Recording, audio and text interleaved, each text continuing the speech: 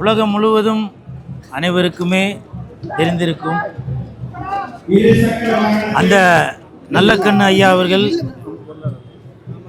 அரசியல்வாதி, அதையும் தாண்டி மக்களுக்காக, நாட்டுக்காக பல தியாகங்கள் செய்தவர். இப்போது அவர் இறந்ததுக்கு பிறகு தான் நிறையா பேர் ஐயா அவர்களுடைய புகழை பற்றி சொல்லியிருப்பாங்க. ஏன் அவர் மீசை கூட வைக்கல அப்படின்றதுக்கான காரணம் கூட சொல்லியிருப்பாங்க. ஆனால் நான் அறிந்தது, தமிழக அரசு விருதான தமிழர் விருது, அம்பேத்கர் விருது, இதையெல்லாம் வாங்கியவர். அது மட்டுமல்ல, 10 லட்சம் அரசாங்கத்தால் 10 லட்சம் பணம் நம்ம நல்லக்கண்ணு ஐயா அவர்களுக்கு கொடுத்தப்ப கூட அந்த பணம் எனக்கு வேணாம், அந்த பணம் எனக்கு வேணாம் அப்படின்னு மறுபடியும் தமிழக அரசுக்கிட்டே திருப்பி கொடுத்தவர். அப்படி ஒரு மாமனிதர்.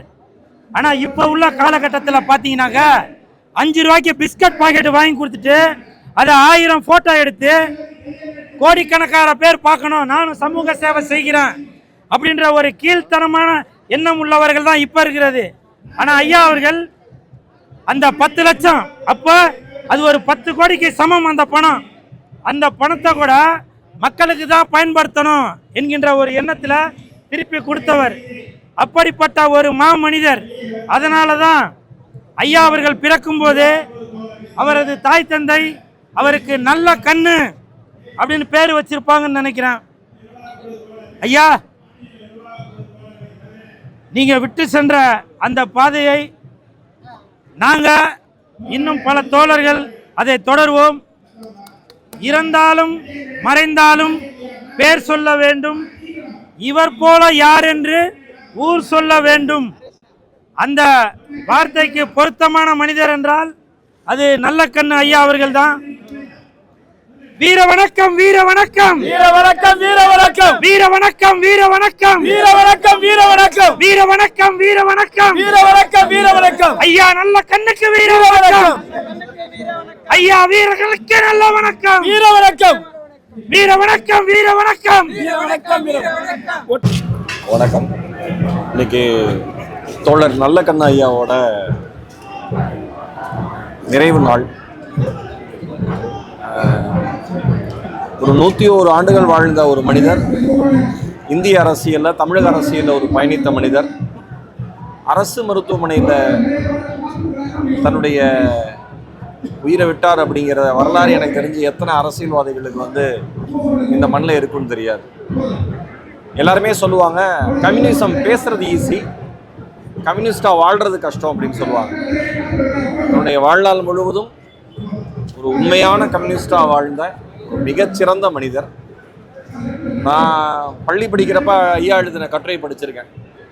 ஒரு நாட்டிலேருந்து ஒரு ஏவுகணை அனுப்புகிற செலவில் எத்தனையோ கிராமங்களில் பள்ளிகளை உருவாக்க முடியும், பள்ளிகளை புதுப்பிக்க முடியும் அப்படின்னு முழுக்க முழுக்க இந்த சமுதாயத்திற்காக குரல் கொடுத்த ஒரு மாபெரும் மனிதர்.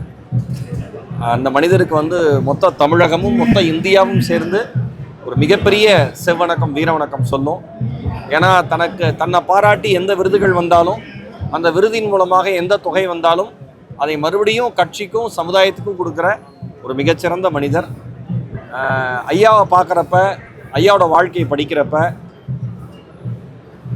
நாமெல்லாம் எவ்வளோ பெரிய அசிங்கமான வாழ்க்கையை வாழ்ந்துட்டு இருக்கோங்கிறது தெரியும். ஏன்னா இவ்வளோ ஒரு எளிமையான மனிதரா அப்படிங்கிறது எப்பயுமே ஆச்சரியம்தான். சென்னை வெள்ளத்தின் போது சிஐடி நகரில் ஐயா இருந்தப்ப, ஐயா வாங்க அப்படின்னு மீட்பு குழுவினர் கூப்பிட்டப்ப பக்கத்து தெருவில் ஒரு பொண்ணு கை குழந்தையோடு இருக்கு, அப்புறம் இந்த சைடு ஒரு முதியவர் இருக்காரு, நீங்கள் அவங்களெல்லாம் கூட்டிகிட்டு போங்க, நான் நல்லா தான் இருக்கேன்னு சொன்ன மனுஷன். அந்த மனிதனுக்கு அப்போ எனக்கு தெரிஞ்சு ஒரு 90 வயதுன்னு நினைக்கிறேன். எவ்வளோ பெரிய விஷயம், யாரால் பண்ண முடியும்?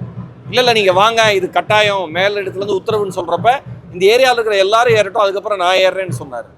முழுக்க மக்களை பற்றி சிந்தனை மட்டுமே வைத்திருக்கிற ஒரு மகத்தான தலைவரினுடைய பூதோடல் இங்கே இருக்கு. அவருக்கு நம் அனைவரின் சார்பாகவும் ஒரு மிகப்பெரிய செவ்வணக்கம். நிறைய நிகழ்ச்சியான நிகழ்வுகள் அவர் கூட எனக்கு அமைஞ்சிருக்கு.